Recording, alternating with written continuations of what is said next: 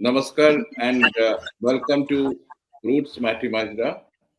We are a digital property focusing on the marginalized sections and important social and political issues of the country and the democracy. And today we have a special guest in Major General Anil Verma, who's pioneered Association for Democratic Rights for some time and successfully got a verdict which has made the political system hit hard with its exposure, which is about to happen today in few days. That is the electoral bonds, and its secrecy has been enjoyed by the Supreme Court, thanks to the Association of Democratic Rights by Major General Verma. We have with us Major General Verma. And my first question to you, sir, is congrats for this wonderful effort to maintain transparency and political correctness in a democracy. And I'm sure it will go a long way in clearing our system. And what was the inspiration behind this whole effort? Because you have been consistently exposing the political, the democratic system and its faults for a long time, giving statistics about the criminals in political system, in the vagueness of many of laws, all of it. And what has been the inspiration behind this case, this going to Supreme Court with electoral bonds issues? Having me. Yeah. Uh, uh, I'd like to correct your this thing. It is Association for Democratic Reforms, not Rights. That is Okay. another organization. Okay. So basically, let me tell you or your viewers a little bit about ADR. ADR is now going to complete 25 years. It was founded by a group of 11 professors of IIM Ahmedabad in the year 1999, when they felt that the number of people with criminal cases was increasing in the political system of our country, and it was not good for our democracy and the way the governance is affected by that.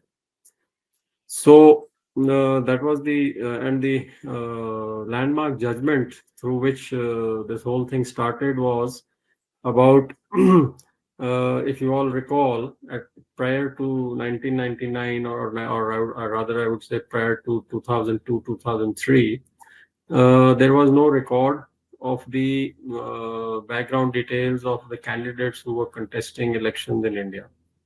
So the petition was filed by these professors in the Supreme Court that the common man, the voter, has a right to know about the background details of the people who contest elections. And that is how the whole process started. And after 3 years of battling with the political party and the government of that time, finally the judgment was given by the Supreme Court in 2003. And since then, it became mandatory for all candidates who contest elections to file a self-sworn affidavit with the Election Commission of India, in which all the background details like the education, the assets details, the criminality details, age, and sources of income, and such like things were to be written, and these were put up on the Election Commission website.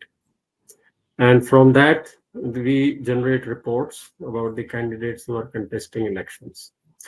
That is one part. The second part is we also analyze and publish reports on the political funding. So, and the third important thing which we do is we file PILs in cases where we feel that some important thing needs to be done, or a reform which needs to be done in the electoral or the political arena. So the background to this and our basic motto is to fight muscle and money power in the electoral system or the political system in our country. So, with that as the backdrop, we decided that the moment this Finance Act was passed in the Parliament, and you are aware how it was passed. It was passed as a money bill. It was Yeah. passed without any discussion. Most of the opposition had walked out. And because the ruling party had a majority in the Rajya Sabha, they were able to push it and it became a law. In the process of introducing the electoral bond scheme, they amended, firstly, the government went against the advice of the Election Commission of India, the Reserve Bank of India, and various other, even on file, some of the officials of the ministry had also pointed out the lacunas and the fallacies which were there in this scheme. Okay. For example, the Reserve Bank of India, and these are all in written recorded statements, by the way. The Okay. Reserve Bank of India had said that this will lead to, increase in black money, conversion of white into black. It may lead to money laundering, and similar doubts were also expressed by the Election Commission of India. So, but the ministry or the government did not accept any of that logic and reasoning and went ahead and modified the Income Tax Act, the Companies Act, the RBI Act, the Representation of People Act, and removed all checks and balances which were there for transparency and some sort of openness in the financial system. And they introduced this electoral bond scheme.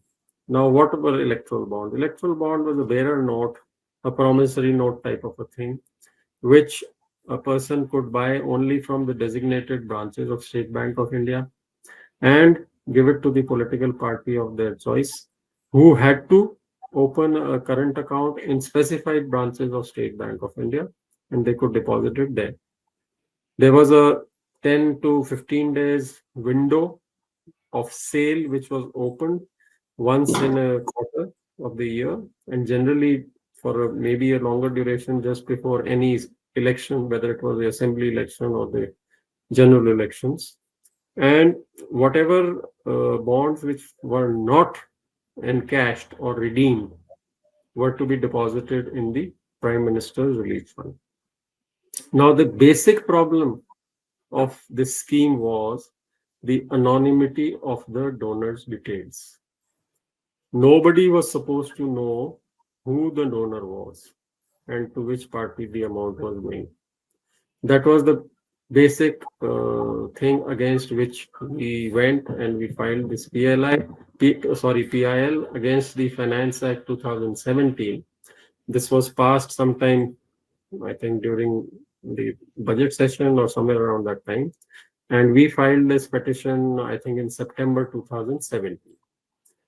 After us, in January 2018, the CPI-M also filed the petition against the electoral bond scheme. And Sir, sometime in one second. 2022, I think it that was passed in Congress also. 2007. I think it was passed in 2017 by this India government. Is it not? You said 2007, which means that 17.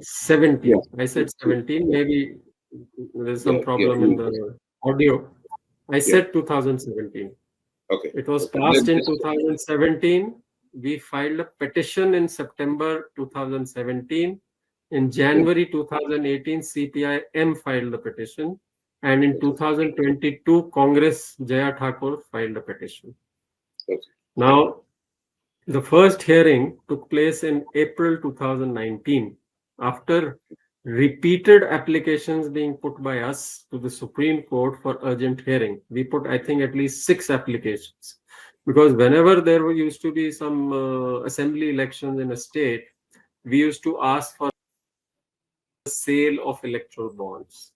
And we used to urge the the Supreme Court to give us a hearing. But those hearings did not happen. Finally, just before the general elections of 2019, the Supreme Court decided to hear the thing.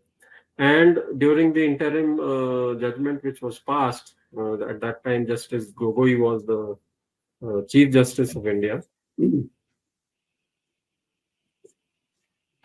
He said, or rather, the judgment said, that these are grave matters, they require serious consideration and great amount of deliberation.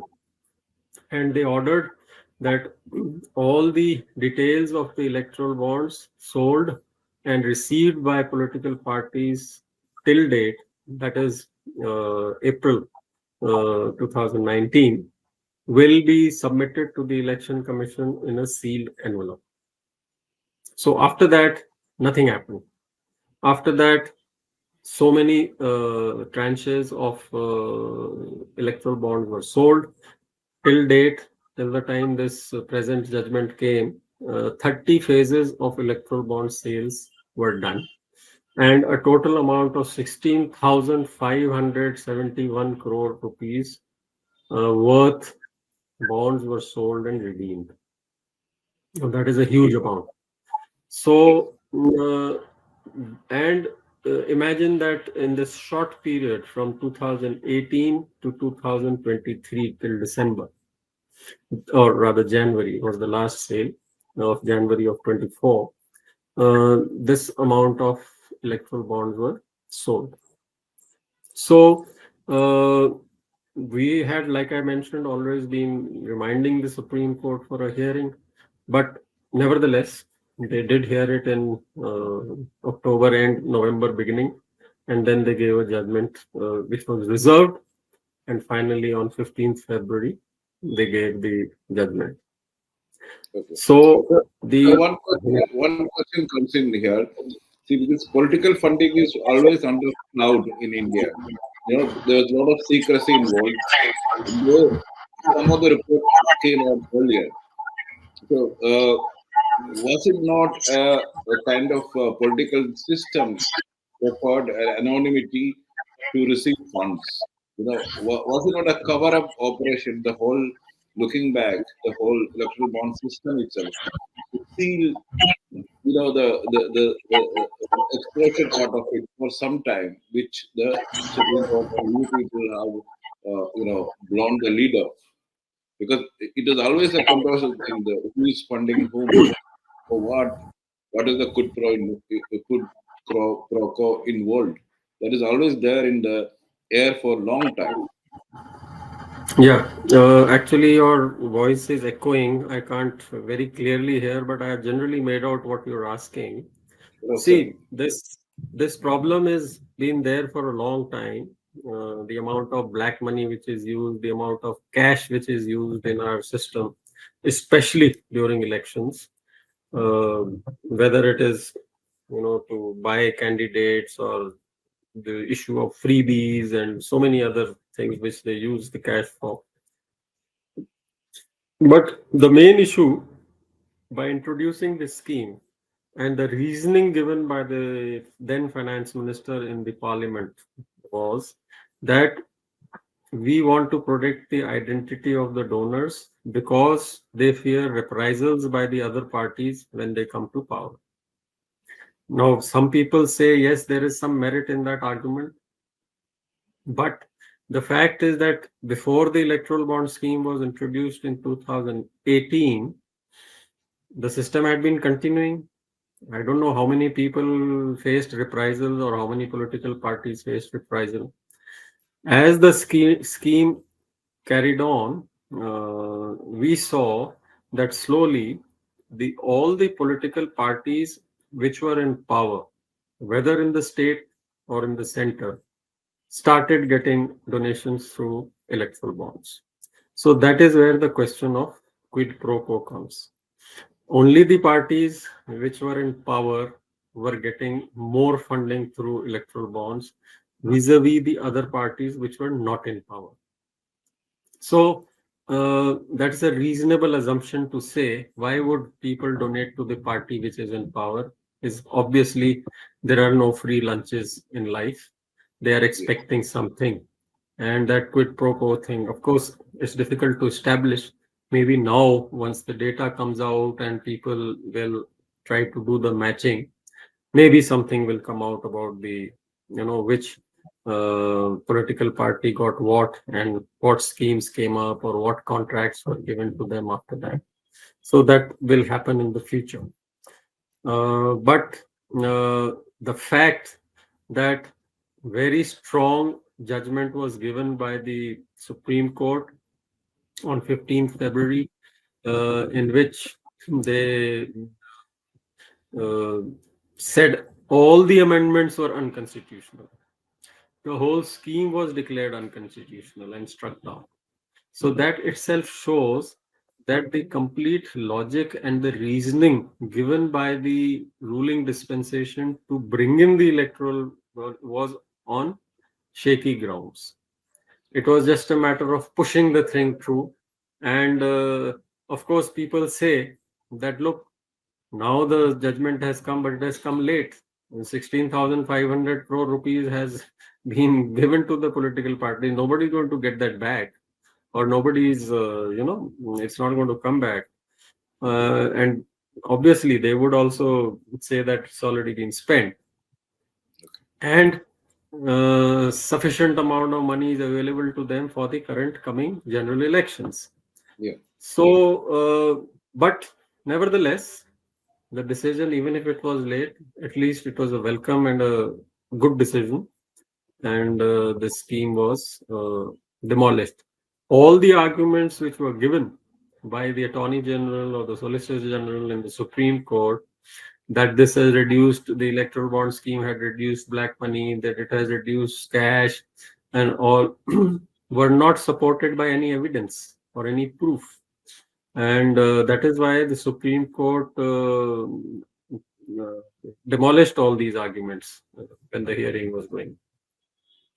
And that is Don't you why, think, General, don't you think that the whole effort was to put a iron curtain around the funding of political funding by the ruling party as well as others? Because the Congress should have joined the your petition, but they were earlier the beneficiaries. You know, see, the irony of the thing is that the electoral bond scheme was introduced under the garb of transparency. And in all the discussions since then, till the time this scheme was scuttled by the Supreme Court, the government continued to hold that stand that this system, this brought transparency in the system. Whereas we and other civil society people and other organizations, we always said that this has brought opaqueness. When you do not know who is the donor, how can you call it transparency? But their logic was, the whole thing is through the bank and it is through KYC and all that.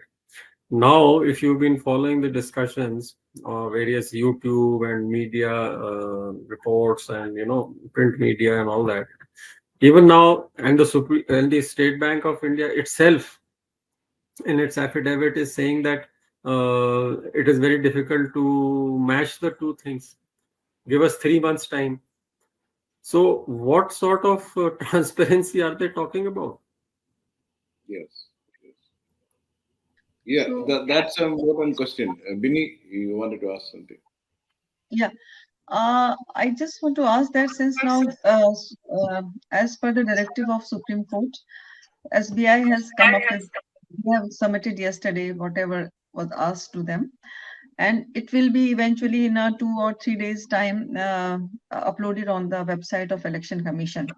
And this is also the time that any day election schedule will be announced. So what next is what I want to know. Okay, To add so there are to add to that, you have been analyzing. In fact, many of the discussion forums I'm part of. They said, look, this. How can you verify who's done what?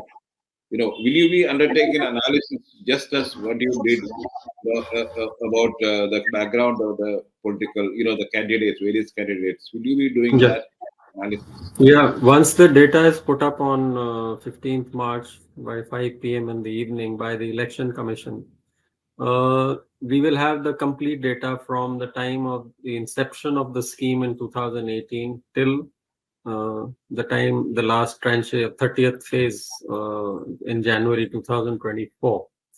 Now we will have to see what type of in what format do they put it up. From the affidavit which we saw today, which was in the media, the State Bank of India has submitted in the data in a PDF format to the Election Commission, and we expect that the Election Commission will scan that data and then put it on their website. So it will now we have to see what details are put up, because it will be in two parts. One will be the political party wala part, in which on what date did they receive it, what was the amount, and all that.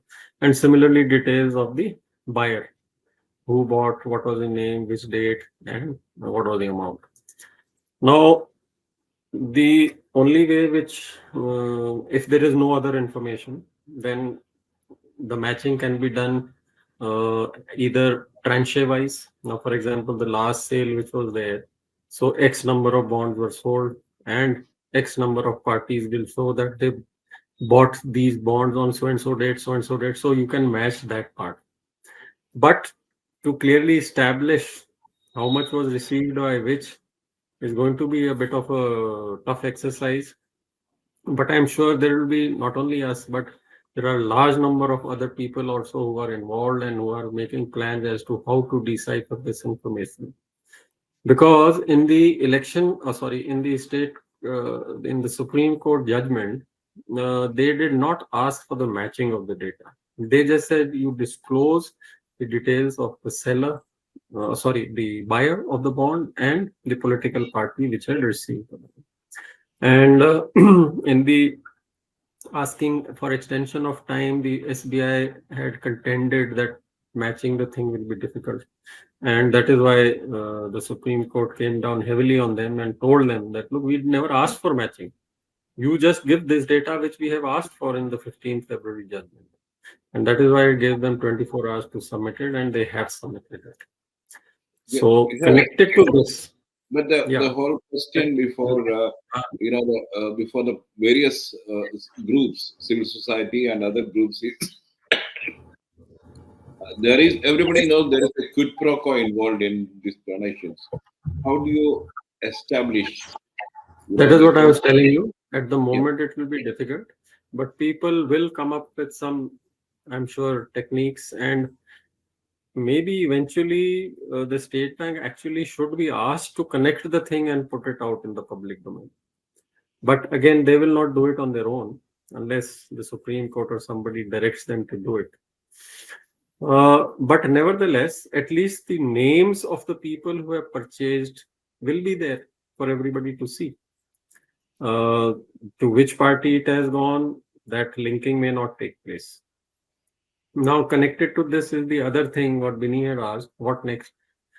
Now, the court had said that we are scrapping this scheme, and the government and the spokesperson of the ruling dispensation, they are saying, look, this was a good scheme.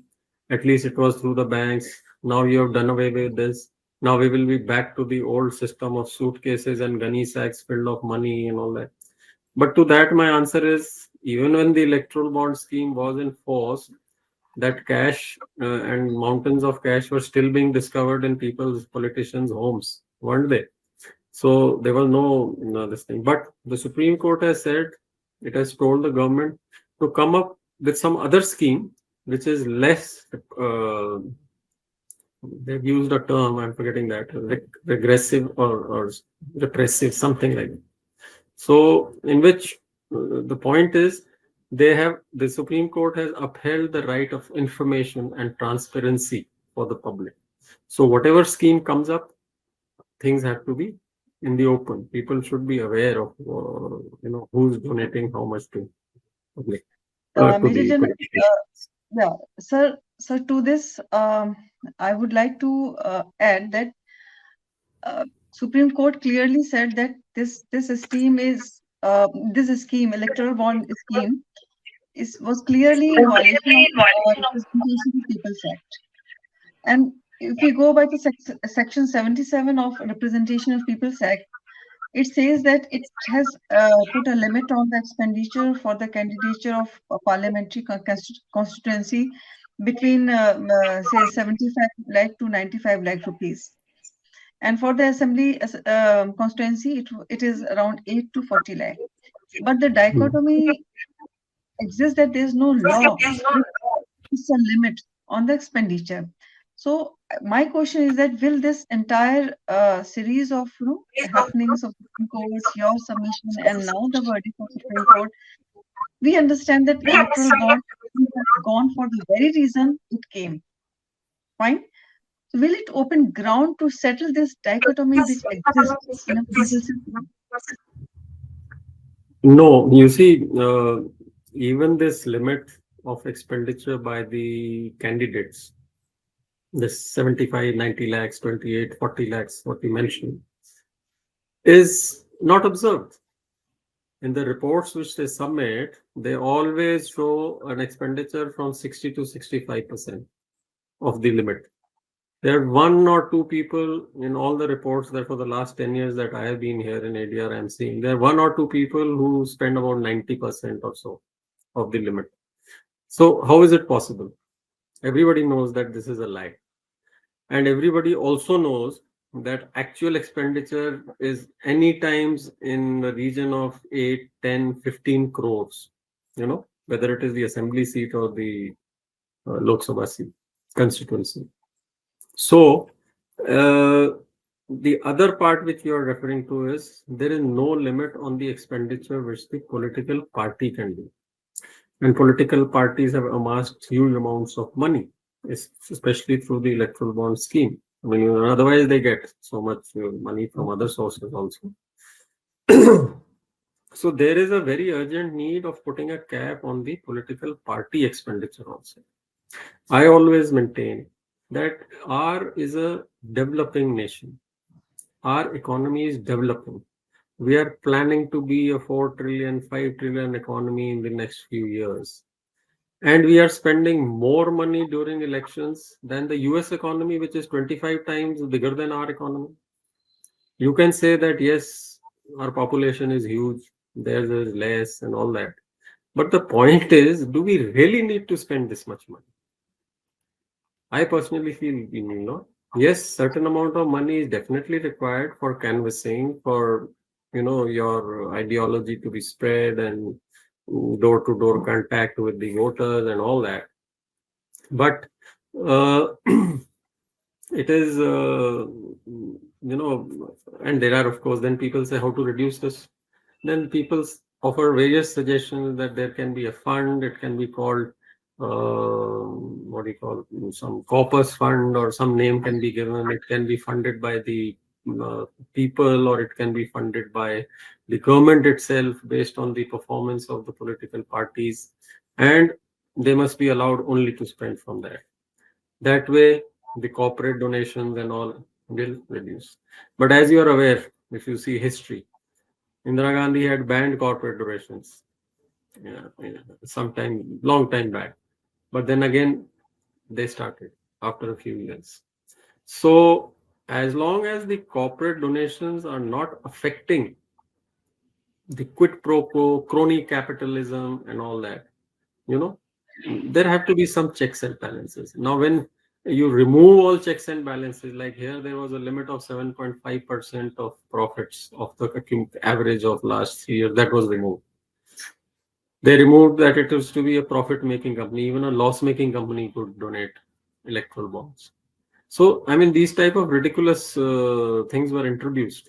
So all checks and balances were removed. So that is why it is important that one, the expenditure has to be reduced, and there has to be a proper system of disclosure and monitoring by various agencies. And there is no dearth of suggestions of this, by the way. The Law Commission itself has given so many suggestions. The Election Commission has given so many suggestions. But the point is that the political will is not there to implement those. Yeah, that comes to the point. So, sir, do you do you hope to come with some sort of analysis in the immediate future so that the election process is the election process which is about to move in another 2 weeks can contain this information? No, what type of analysis are you referring to? The analysis of this data which is gone to That I the. mentioned that we will try to do it. Let's see what type of data it is, and like I told you, there are a lot of people already working on it. Okay. Other organizations, yeah, media people and research teams, they're all planning to do this. So somebody will come up with this matching. We'll have to see. We will also try. Okay. Vinny? I think we just need to wrap up with one very important thing which we everybody would be interested to know. That, as you said, that many people, including you, that who would be analyzing this data. But since we are too close to the election, will this entire thing going to impact the election process in some way? I don't think so, personally. Apart from the fact that, yes, the discerning people, who know about electoral bonds, because otherwise, as far as the common man is concerned, or the rural areas and they don't even know what is electoral bond or what is happening or what is being spoken about. So the other aspect which I already mentioned was that the money which had to be made through electoral bond has already been made. The political parties Yes. have that money. Nobody is asking it to be returned. They can't also ask it to be returned because it doesn't make legal sense. So they already have the money. They are going to use it. They are using it. You can see everywhere nowadays what is happening. So I don't think it will have much of an impact, apart from the fact that people will get to know as to who donated how much to these political parties. And we hope that at least the discerning people, the educated people, the middle class, at least they can. We are not saying that, this should uh, go against a political party or anything. We are not saying that. It is up to the voter to decide whom to vote for based on the information which is available. Yeah, But it you also said an definitely, but important, Vinny, one point. yeah, Uh, you yeah, also said an important point that people in the countryside, maybe rural areas, they won't have an effect on them. The fact is that many of the political parties are bribing them. I heard in many cities during last elections that they spent 1,000 rupees per vote. On the eve of the elections, the political parties with flash funds, they go there and distribute money and boost. So, will you be also spreading your activism kind of role into that? Because in the ground, very few people know what's happening in the ground in the last 3 days of elections. See, we try to do grassroots voter awareness campaigns in the various states. We have partners of ADR. They do some, but then it is limited by the resources that we have. But we do publicize all our reports. Then we publicize our My Neta app. I would recommend you also, to your viewers also, that all the details of the candidates and also all people who have contested elections for the last, I would say, 15 years or so, are available on the MyNeta website. There is an app also which can be downloaded. It's MyNeta app. And similarly, we use all social media platforms to send out our reports and analysis, which we do on various things. And like I said, our partners do the grassroots voter awareness, by taking out rallies, by doing nukkad nataks and street plays and door-to-door campaigning, distribution of pamphlets and all that. But that is limited to the resources that we have. We try to go out in the rural areas also to do this. So ADR has twice been awarded the National CSO Award for Voter Awareness in the 2019 elections and 2014 elections by the Election Commission of India. So that is the level of our, Yeah. We call it Mera Vote, Mera Desh campaign. Mini. No, I think you have elaborated quite well for us and our viewers to understand the entire process of um, this scrapping of electoral bond scheme, its inception, proposal to its scrapping, and let's see what is. At least it shows the way ahead. And we have a tipping point now once again that we definitely need a system which is very, very transparent for the money and the contribution of this money to the political parties. Thank you so much, sir. Thank you, sir. We will uh, say that we hope that this thing brings up good Yeah. things. Thank you Yeah. so much. Thank you, sir. And Okay, we thank you. all the best for your future efforts. Also, you continue to be the watchdog of democracy and India's electoral process. Thank you very much. Thank you. Thank you.